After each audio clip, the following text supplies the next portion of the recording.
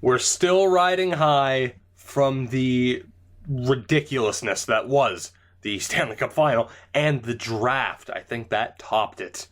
But now, we have a lot to get to, so let's get right into it.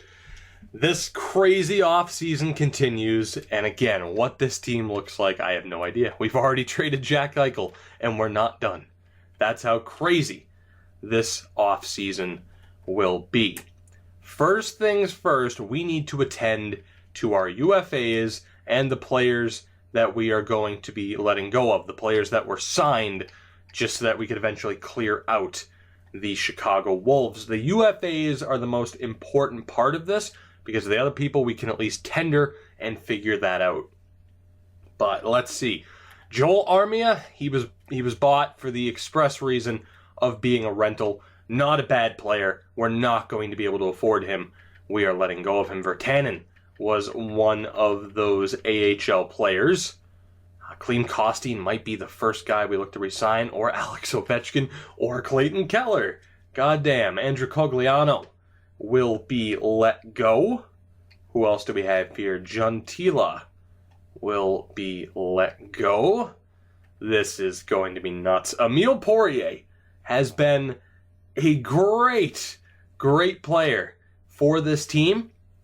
We're going to let him go for now. He might come back through free agency, but I need to play it safe, as if looking at the players we have to re-sign doesn't tell you that. I need to play this safe.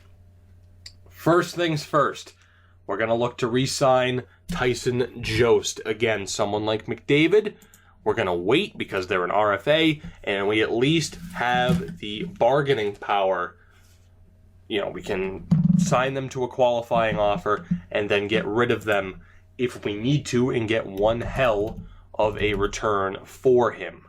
But quickly, as I bring up the old calculator app to see what we can get away with, I should be able to get Tyson Jost down to 3.5. We'll go 3.55 for Tyson Jost. Let me take a look at the other UFAs. Klim Kostin is next. He is looking for a 3-year deal. That should work out just fine for me. We could cut about $800K for this, so we will go down to $4.9 million for the Russian. Clayton Keller is next. I still don't know what I want to do with Alex Ovechkin. It kind of depends on how much he is looking for. We can cut about $1 million out of this. So let's go to 5.6 for Clayton Keller, which is a crazy deal. How much is Ovi looking for? Oh my god. Okay, well that might not happen. Needless to say, that might not happen. Let's see first. Keller, Kostin, and Jost. How much are they going to cost us here before we even try to re-sign anybody else? I don't know. Alex Ovechkin might be going to free agency. Jost, Keller, and Kostin have all signed. That's step one of many. 31 million now. 31 million. That is all of our UFAs, correct, aside from Alex Ovechkin. Right. And then the RFA list is still pretty extensive. We're going to start off by re-signing Lutkinen. Of course, he is on a two-way deal, so that shouldn't be a big deal. We will look to re-sign the prospects here. Let's get Glenn Gaudin here.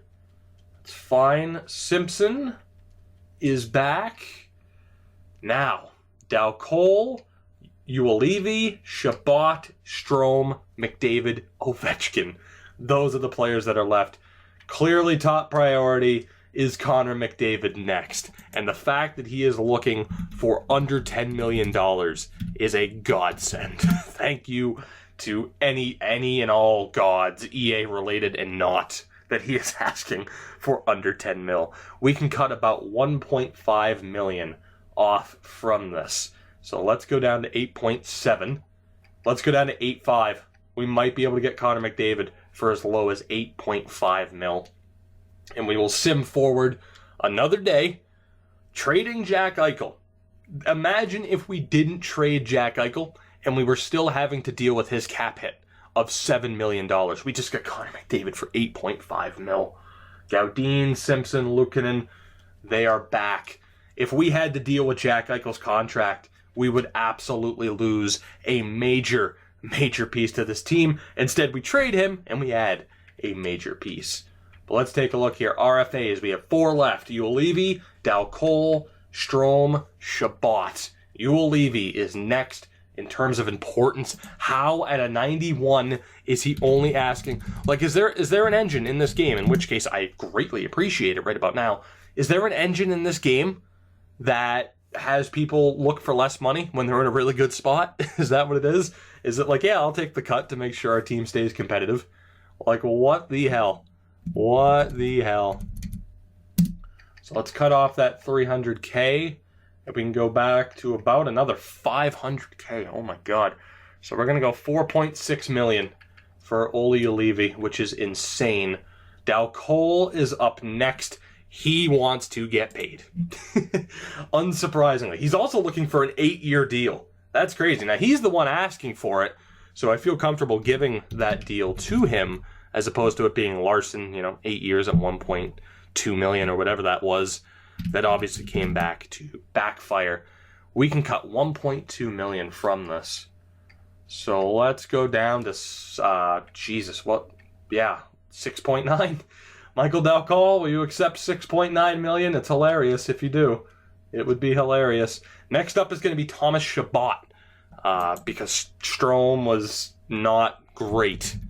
So Thomas Shabbat is up next, 750K that we can knock off of this. So we'll go to 4.3 just to give him a little bit of a break. And we'll see what happens with these 3 players next, and that would leave just Ovechkin and Strome.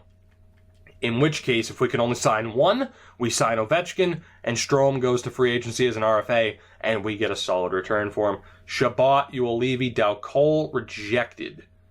All right, that's a bit of a dick move on your part, but it will give us a look. We have 16 million to work with. We have 16 million to work with, and there is a strong chance that Strome goes to free agency as an RFA.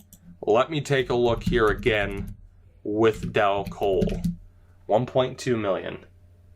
So let's just go to 7. Let's go to 7. That should be good.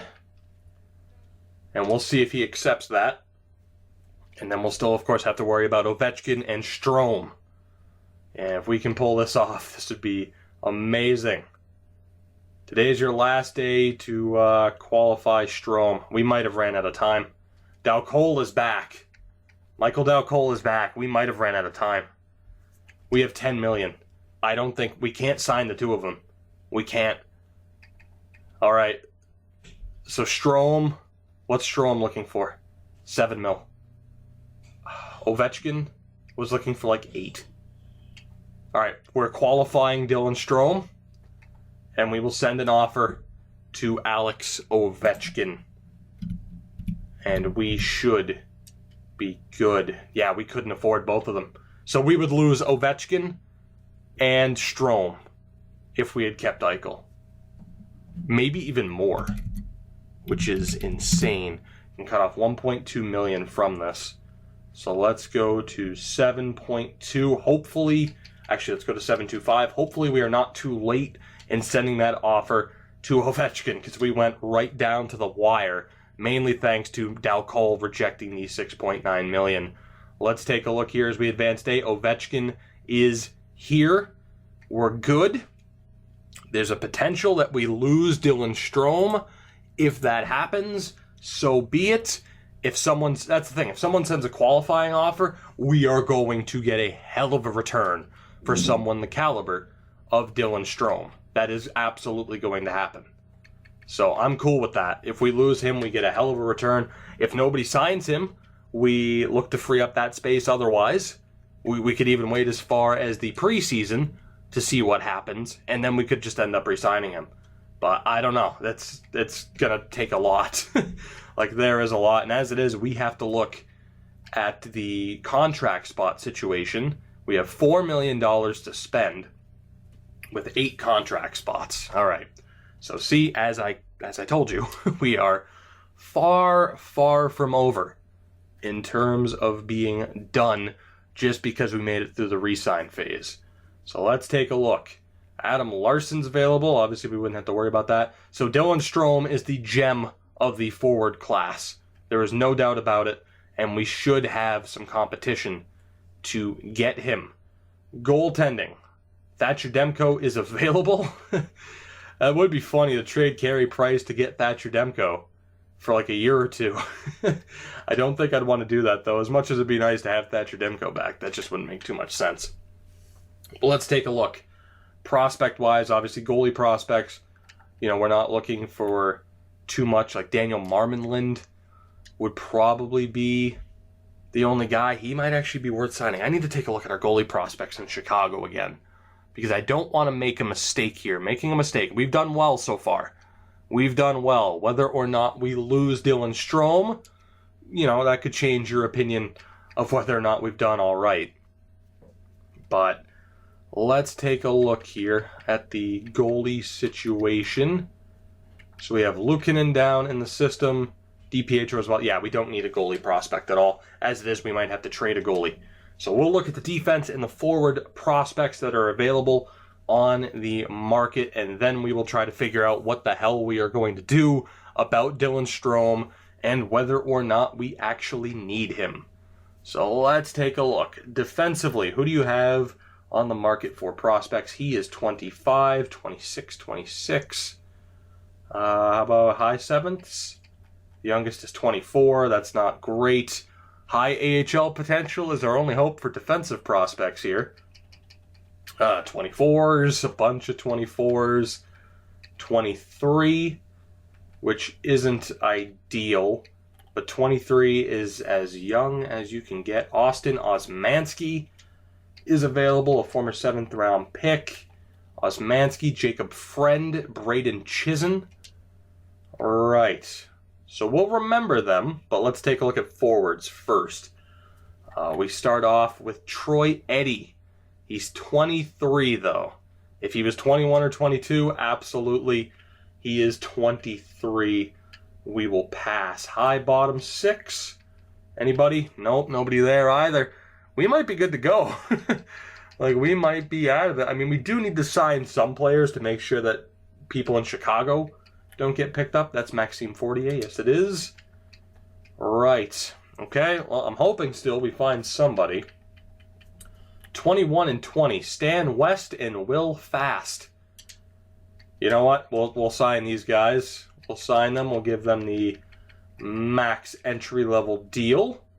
That works out for me. And this guy is actually pretty coveted. So we'll definitely look to pick him up. 21, but they're low potential. Any high AHL potentials? Anybody at all that is worth getting? There is a 20-year-old there, Rhodes. Philip Rhodes, a power forward and a former 3rd-round pick of the Minnesota Wild. We will absolutely look to get him. And then at this rate, we'll probably send offers to those defensemen. But let's see, Emile Poirier. I forgot already that we let go of Poirier. See, there's no way we could have re-signed him either. There is just no way. 22. Damn, we got some prospects here. 21, Alexander Voloshenko. Another former Minnesota pick. They're having a hard time keeping a hold of these prospects. Not Cole Castles. We want O'Byrne here that the Panthers are after. Not too bad. And Markov. We'll look to bring him in as well. Let's see. High bottom 6. Who do we have? Nobody. High AHL. Who do we have? A lot of prospects to sort through. Oh my god. 23-year-old Dmitry Sokolov will pass. We will pass. We are good. So how many contract offers have we sent out right now? We're up to 6.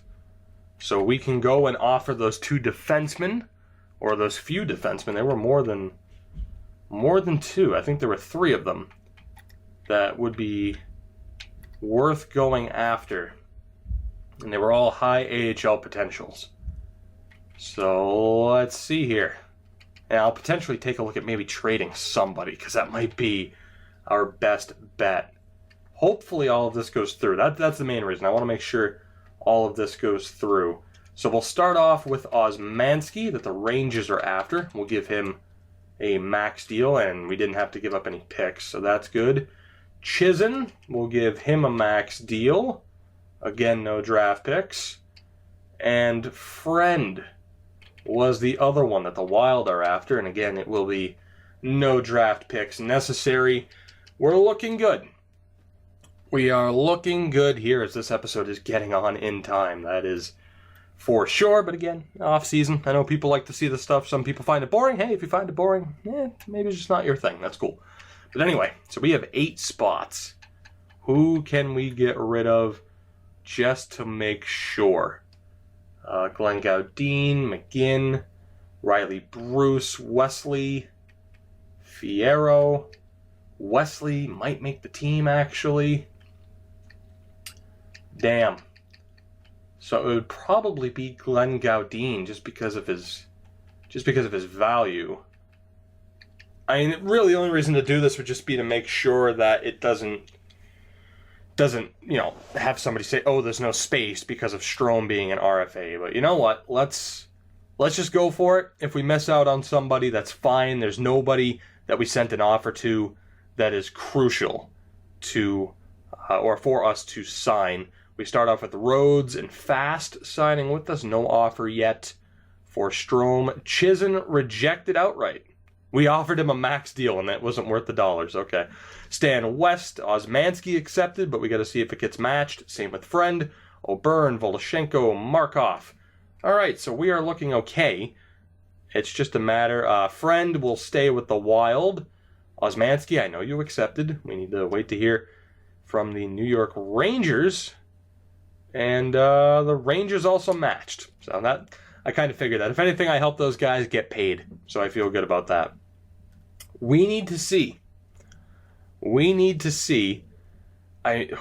going to happen with Strome here. I might just try to sim forward to the start of the preseason. And if Strome's here, I'll look at the rest of the team and decide from there what we need to do. And actually, that is exactly what we are going to do. So Strome will either have an offer sent to him and will be forced to make a decision, or will be awarded the luxury of waiting until the preseason before deciding what we want to do. Our first trade of many, Vieni Vivalainen, is actually the odd goalie out. One of many goalies that we could have decided from. He's going to be the odd man out. We're going to send him along with Lassinantti, who we had to sign, and I've apparently signed to a 3-year entry-level deal. I didn't even notice.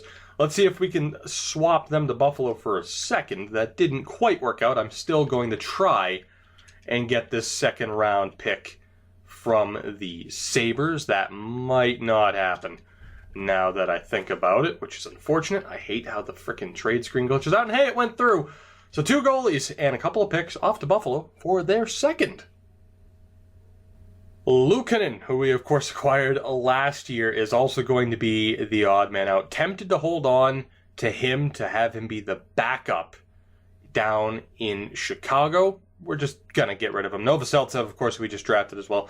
Doesn't have that much value, so we're going to get rid of him as well. The Red Wings need goaltending, as I will show you. So it's a little bit of a fair trade. They need at least depth goaltending. And technically, Luukkonen is still a depth goaltender.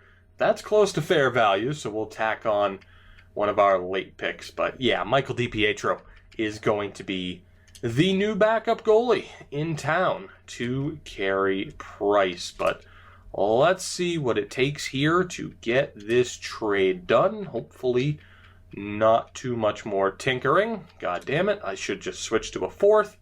That's exactly what I'm going to do. Toronto's 4th. Will that go through? Yes, it will. Luukkonen off to Detroit. A tough call, but we knew that there would be throughout this offseason. Timo Meier is going to be the next man out. He's actually dropped down to a depth defenseman, but to a depth forward role. Still wouldn't be the worst player to have, even with that being the case. But still, it has to happen, especially too if we want to hope to sign Dylan Strome, which is still a possibility. Now, what can we get draft pick-wise out of the Devils is the question. I'm willing to give up my own third because it should hopefully be low. Didn't go through. Wow, a little bit surprised that Timo Meier's value is that low. It doesn't help that they don't want to trade that pick. Certainly doesn't help. Will that go through? No, it won't. Well, shit. We might only be able to get 1 second-round pick out of the Devils. Let's try to get these thirds. See if we can get this to work. Again, willing to tack on our own third-round pick. It should be very low to begin with. That still didn't go. Will that go through? It would. Okay. Well, at least it gave me a chance to make some alterations. That wouldn't go through, though, so it is pretty close. Wow, it's very close on its own. All right, let's tack the fourth back on. This is taking much longer than I would have thought. You can have a nice, shiny seventh. How does that sound? Not good enough, apparently. How about, along with that, an even shinier sixth-round pick? How does that sound? Sounds good to them, sounds good to me. Timo Meier is off to New Jersey. 3 long-term names are on their way out. Glenn Gaudin, Brett Howden, and Mackenzie Entwistle. Not enough space down in Chicago, which in a way is kind of a good thing, but they're all at least 22 years old, and I just don't think that they're going to make it. We're going to try to pick up Andronov, a depth defenseman for the Wolves, as well as a couple of picks, and that actually did not go through, but I really do want that second and third round pick. So let's take a look here. Actually, we might, nope, we're not going to be able to do that. We're not going to be able to do that, so let's take off that third, and we'll tack on the fifth and the sixth for the hell of it to try and get fair value, and apparently that's still not fair value. Apparently that's not fair value either. Is this fair value? No, it isn't. They really don't want to give up that second round pick, apparently. But I hate to tell you, Toronto, it's gonna happen.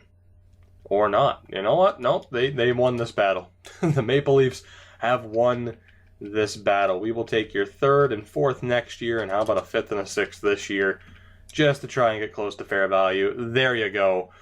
A couple of long-term prospects are off to Toronto. And after a lot of tinkering and a lot of tweaking, this team is finally set. It took a while. It took a while. The raw file for this video is quite long.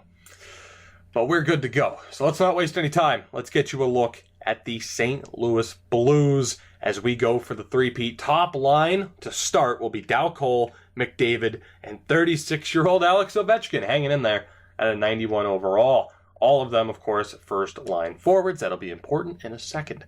Second line, though, Clayton Keller, Dylan Strome, and Klim Kostin. Right now, Keller a first, Strome a first, Kostin also a first. So we're really going to have to balance the power play time. Third line, you have Marcus Davidson with Tyson Jost and Stelio Mateos, who is a second-line forward. Now, the hope is that with proper power play time, he won't complain about his ice time. We'll see if that works out. But really, my thought is Ovechkin retires, Strome jumps up here, or Mateos jumps up here. It doesn't matter. Ovechkin's gone. That would be our top six. So that is what we are working towards. And then the fourth line, you have Bellerive, who is actually a fourth-line guy, with David Lavin and Pavel Zacha. So you can see why Timo Meier was kind of on the way out, and he had to make room. We had to make room for Dylan Strome. We never got a single offer, no qualifying offers for him. I guess the price would have been too expensive. Defensively, Olli Juolevi, 90 overall, still a top four defenseman with Drew Doughty, of course. Sergachev, an 88 with Liljegren. Thomas Chabot now with Dmitry Koltsov, of course. Thomas Chabot looking good as a top four defenseman. We're going to have to get him some of that extra ice time in there to balance it out. And now that I think about it, how the hell are we going to do that? How are we going to do that? I think it would have to be something like this, where Sergachev doesn't get the power play time and Chabot does.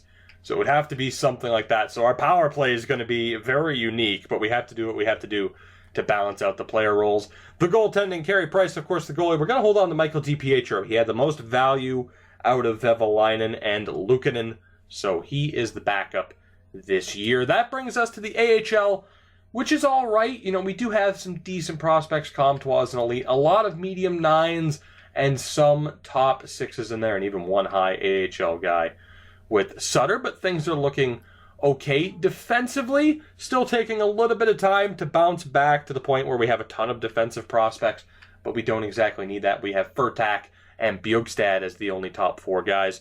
Of course, two of the guys we just drafted can't even be on the main team right now, but thankfully, one of the guys we just drafted can, the goaltending, taking a big step back, but Fedorov needs that ice time, and he will get it. We also signed Alexei Markov, who we just drafted, to be his backup. That way, when we go best lines, we don't have to screw around with it too much. Although, when I was making trades, I went with the assistant coach best roster, or whatever. It had all 4 of my goalies on the main NHL team, so it signed 2 goalies for me. So all that, time of signing people just to get rid of them in the past offseason, the game fucking broke itself for me to make sure that there are computer-signed players down in Chicago. Let me know, because I'm going to wrap this episode up. I don't want it to go on for too long. Let me know what you think of the team and what you think we will accomplish this season. Both teams are looking good. The big question, of course, for the Wolves, what will the goaltending situation be like? But